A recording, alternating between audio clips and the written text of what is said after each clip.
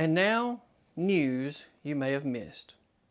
You know, when we turn on the news, most of what we see are examples of gloom and doom. It's where we learn the worst about ourselves. The more shocking the news story, the better the ratings. And all too often, newscasters overlook some fun and odd news stories, such as these. Now let me set the scene here. You stop at the large retailer Target in Sioux City, Iowa. In more of an act of second nature, you quickly grab a shopping cart, as you have countless times before, only to realize that someone has left something behind. Now, if you're like me, that something scared the bejesus out of you, because in that shopping cart was a large snake, a Colombian red-tailed boa constrictor to be exact. After the customer regained his senses, he notified employees, who notified police, who notified the Sioux City Animal Adoption and Rescue Service. The rescuers were ultimately unable to determine who left the snake in the shopping cart, took the boa constrictor to the rescue center, and put the poor creature up for adoption. But this story has a happy ending. Professor Dan Fogel of Southeast Community College in Lincoln, Nebraska, heard about the orphan snake and convinced his superiors to adopt the snake. Professor Dan, who personally drove down to pick up the school's new pet, said, "We have a couple of nights a year where we do family science night. We always like to have some big snakes for kids to come handle and have their pictures taken with, so we'll probably keep him around for that." The snake got a new home and a new name. Southeast Community College named him Tarjay. So the next time you reach for a shopping cart, you better check to see if anyone left a little something behind. In Clinton, North Carolina, Michael Eaves was relaxing in his recliner watching TV, where he learned that the jackpot for the lottery was just shy of $331,800. Now, Michael was not a regular lottery player. In fact, he had never played before. But he figured taking a $1 chance wouldn't break the bank, so he downloaded the lottery app onto his smartphone, purchased a $1 quick pick ticket. He got his numbers and returned to watching TV. Michael went to bed at his regular time. He thought nothing more of his lottery numbers until he awoke the following morning. He took out his phone, and that's when he remembered the lottery. He checked his numbers against the numbers that were picked. Surely not, he thought. He checked the numbers again. Then he had his wife compare the numbers. Sure enough, Michael won the entire jackpot. His prize was $331,792. How's that for beginner's luck? The Brights Zoo in Limestone, Tennessee recently announced the birth of a female reticulated giraffe at their facility. The reticulated giraffe is a species of giraffe native to the Horn of Africa. There are only about 8,500 reticulated giraffes living in the world, and only a small fraction of that number living in zoos. So what's so special about this reticulated giraffe? It's the only known reticulated giraffe in the world, the only member of its species in the world without spots. That's right, it was born solid colored. Zoo director David Bright said the last known spotless reticulated giraffe was born at a zoo in Tokyo in 1972. But the Bright Zoo needs your help. They need your help naming the rare giraffe. They have 4 names in mind, which I wouldn't dare attempt to pronounce, for you to choose from. You can cast your vote until September the 4th, 2023 on the zoo's Facebook page. I'll leave a link to that in the description. Next we go to Boston, where Donato Frateroli and his fiancée Magda Masri were preparing for a dream destination wedding in Italy.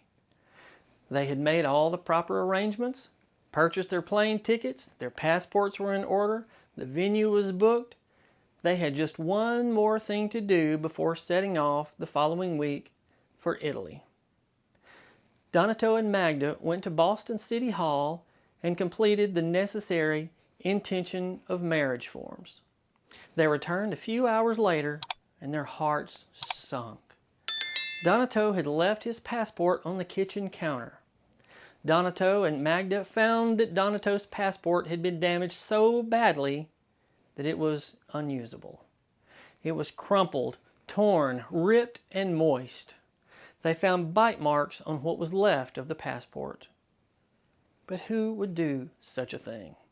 The guilty party was Chicky, aka Chicken Cutlet, their 1.5-year-old golden retriever. Now remember, Donato and Magda had less than a week before they were to fly to Italy to join together in holy matrimony.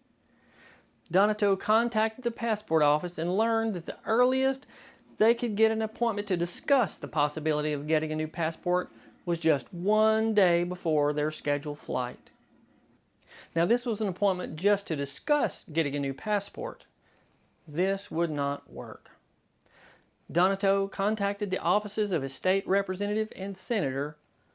Both agreed to help to expedite the process, and they did. They arranged an emergency appointment for Donato with the Boston passport office, and they quickly got him a replacement passport. Donato and Magda are now set to be married on August 31st.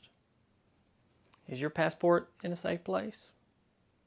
Siblings Sam Wilson and Nettie Petley own and operate Stoke Fruit Farm on Hayling Island, about 70 miles southwest of London, England. Last month, they opened their field to the general public. They open their field to the public each July to view and take pictures of the acres and acres of beautiful sunflowers. They have never had a problem with visitors until this year.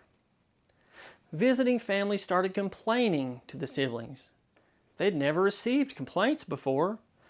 The sunflowers were just as gorgeous this year as in all previous years. The area surrounding the sunflowers was clean and safe. People still gathered to take photos of themselves standing in front of the beautiful sunflowers. But the problem wasn't with nature, but with the humans. And it wasn't that people were taking photos of themselves with the sunflowers, it was how they were taking the photos. You see, people were taking photos of themselves in front of the beautiful sunflowers, in full view of the other visitors, completely naked. Thomas Presley of Goldsboro, North Carolina, visited his Walmart neighborhood market this past Wednesday. As he perused the aisles, he stuck his hand in his pocket. Then he felt something in his pocket, along with his keys, cell phone, and pocket change. He felt a piece of paper. He retrieved the piece of paper and realized it was a $20 bill. Now, where had that $20 bill come from? Thomas had no clue. This is one of those examples of how life just seems to go your way sometimes. And life was certainly going Thomas's way that day. On his way out of this Walmart neighborhood market, Thomas spent the mystery $20 bill on a single 100 times the cash scratch-off lottery ticket. He pulled a coin from his pocket, and wouldn't you know it, 3 numbers matched. Thomas checked and rechecked the numbers. For further verification, he texted a photo of the scratch-off lottery ticket to his wife. From that $20 bill he found in his pocket, which he could not account for, Thomas bought a scratch-off lottery ticket and won $100,000. Are you checking your pockets right now? Ingrid Durr arrived at her church, Chosen Generation Outreach Ministry, in Milwaukee last Thursday to prepare for that evening's service. She was the church's pastor. As soon as she arrived at the facility, she realized something was terribly wrong. She found signs of a break-in. One of the church's windows was broken. At first, she thought someone had thrown a brick through the window. She peered through the broken window and saw even more destruction. The church had been ransacked. Everything was in a state of disarray. Tiles hung from the ceiling. For the safety of the congregation and to give them time to clean up, Ingrid had no choice but to cancel last Thursday's evening service. But the burglar wasn't expecting Chosen Generation Outreach Ministry to have surveillance cameras. Ingrid viewed the footage on her mobile phone to see if the culprit was caught on video. Then, as she was scrolling through footage, she saw him as plain as day, footage of the burglar inside the church. He wore a black mask which covered part of his face. But Ingrid had all the evidence she needed, but those cameras made no difference to the burglar. He would have broken in anyway. You see, that burglar which broke into Chosen Generation Outreach Ministry wasn't a human, but a raccoon. Now, to get into the Guinness Book of World Records is an achievement most of us will never get the chance to experience. Tricia Seyfried of Missouri began working with her 6-month-old boy in skipping rope. Jump rope. Tricia contacted Guinness World Records to see if her now 13-year-old boy could attempt to break the world record for skipping rope the most times in 1 minute. She explained that her 13-year-old boy's skills had earned him a social media campaign for a famous food company, as well as a guest spot on the late-night show Jimmy Kimmel Live. He also performed in front of huge crowds and especially loved to high-five his cheering fans. As part of Guinness's standard procedure, a representative of Guinness arrived to verify the world record attempt. As further verification, the representative set up a camera to record and time the feat. With the camera rolling, Tricia's 13-year-old boy began skipping. 60 short seconds later, it was all over. And he had beat the world record with nine skips. Now, Brad Dison, are you sitting there telling me that someone earned a Guinness World Record by skipping just 9 times in 1 minute? Anyone can do that. Well, you're right. Any human can beat that record. But you see, Tricia's 13-year-old boy was a cat named Kit Kat. I'm Brad Dison.